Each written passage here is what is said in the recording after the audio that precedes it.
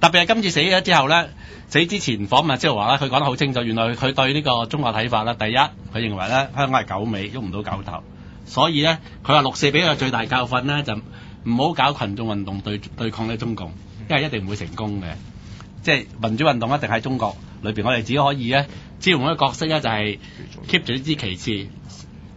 既然你 keep 住啲旗幟咧，你唔動早期嚟講呢個中共仲會驚你係一個顛覆基地，但係後來越清楚咧，其實支援會根本就唔會動搖中共啦。咁你咪年搞到夠咯，有乜所謂啊？即係同埋你肯定一天咧，中共都會嗱呢個蕭華自己判斷，我覺得佢都啱，因為佢睇得好遠。佢話去到2023年咧，6·4就有機會平反。點解咧？就好簡單啫。2012年咧，習近平上台，如果做10年2屆，咪2023啦。到2023年咧，6·4嗰代死晒。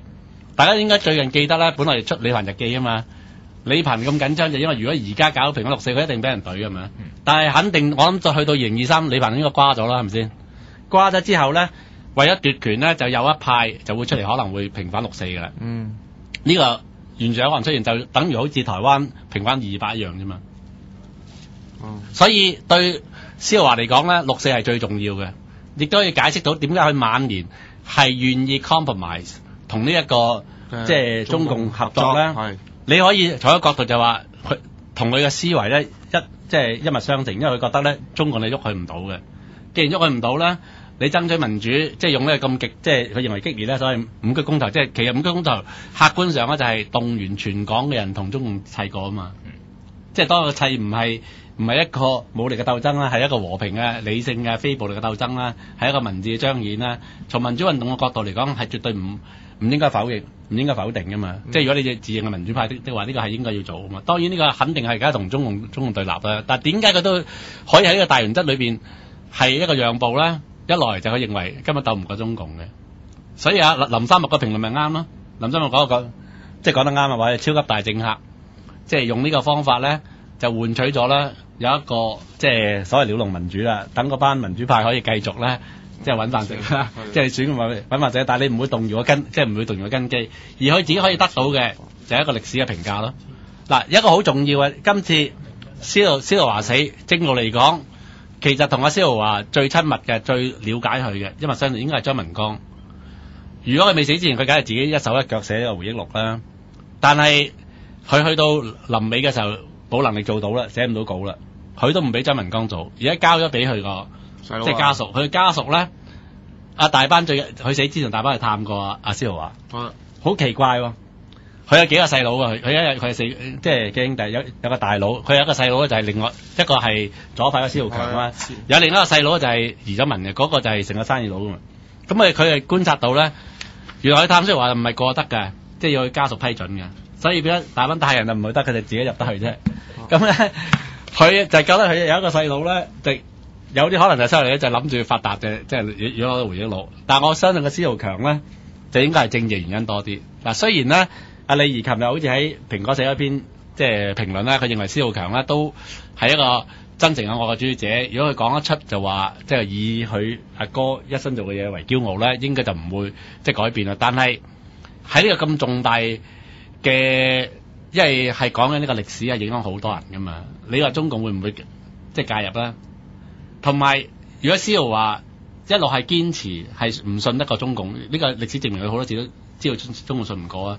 點解佢肯去到最後係唔交俾佢即係佢最信任嘅人去寫，而交翻俾即係容易受到中共影響嘅人去做回憶錄啊？呢個好關鍵。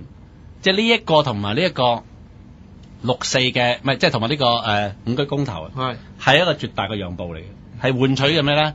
就係一個歷史嘅評價咯。歷史評價，信交權。係啊，呢個亦都係符合翻佢一路嘅所謂愛國思想，因為無論佢點樣反中共都好，去到最尾佢都係認祖歸宗。即係佢係要翻去呢個年代嘅老師，你係覺得點？你講嗰個年代嘅愛國主義咧，就即係經歷戰亂同埋係反日鬥，即係反日抗日戰爭嘅。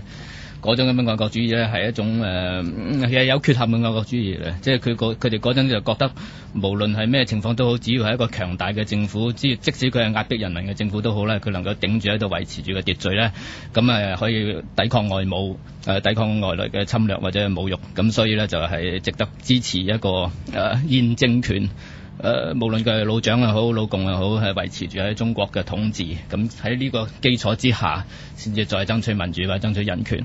但係咁多年嘅歷史走過嚟，即係台灣嘅歷史啊，中共歷史係睇到呢一種咁嘅所謂愛國主義係錯嘅，即係話咧你越維護佢嘅建制咧，佢會越強同埋係越頑強，而係冇辦法係推翻，唔可以好似蘇聯或者東歐或者係前南韓或者係以前嘅老蔣嗰個政府咁樣係將佢係一係和平轉移，一係就係武力咁樣推翻。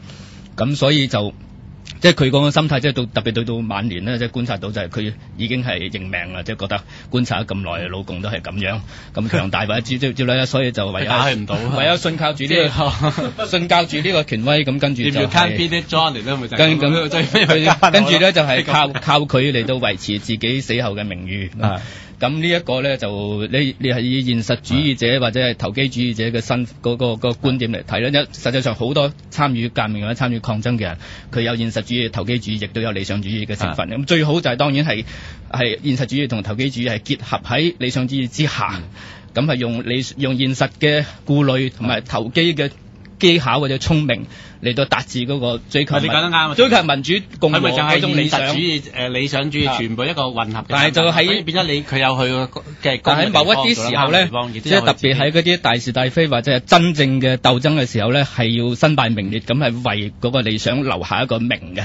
咁喺呢度佢做唔到，做唔到。呢個亦都係我諗好多傳統嘅。咁因為呢個咧就係外國分子就係毀滅自己，變成一個星火燃點喺下一代或者燃點以後嘅抗爭嘅。咁咧佢就係有個火種喺佢身上熄咗。所以佢成日都有句，咪成日話你最緊要唔好佔嗰個道德高地啊嘛。佢咪成日砌阿毓民都係講呢句嘢噶嘛。成日話係咪先？佢成日都呢個道德高地，我諗佢人生呢個道德高地呢樣嘢，佢擺佢，我諗係擺到好高嘅層次嘅。因為佢係已經代表道德高地。係嘛？但係嗱，蕭華呢件事裏面，其實你記取一個教訓。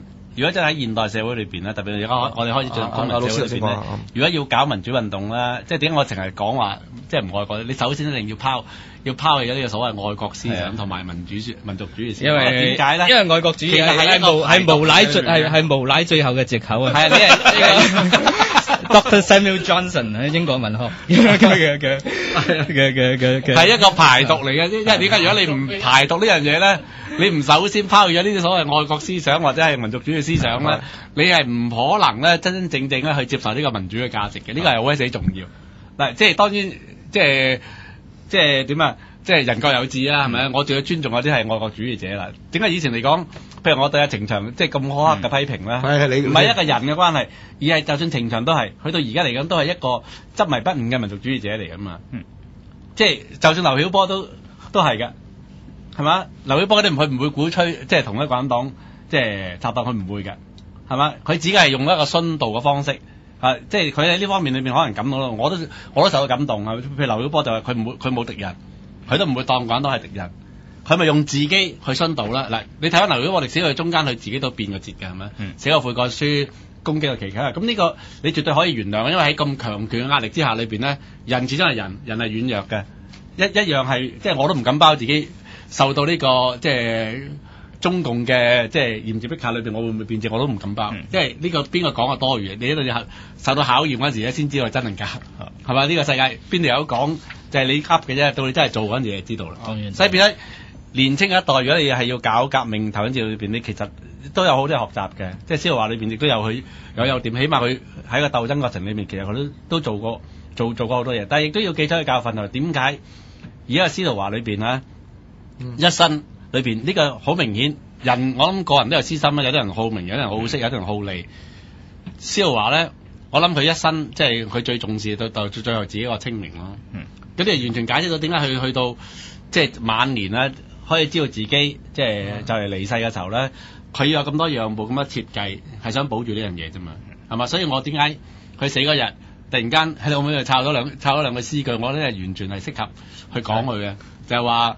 呢一個即係公自平身懷直氣，即係一生都有正直之氣啦。但係誰能晚節負私心？就係佢嘅晚節就係佢嘅私心出賣咗佢啫。因為佢最後為咗要保存即係自己名聲。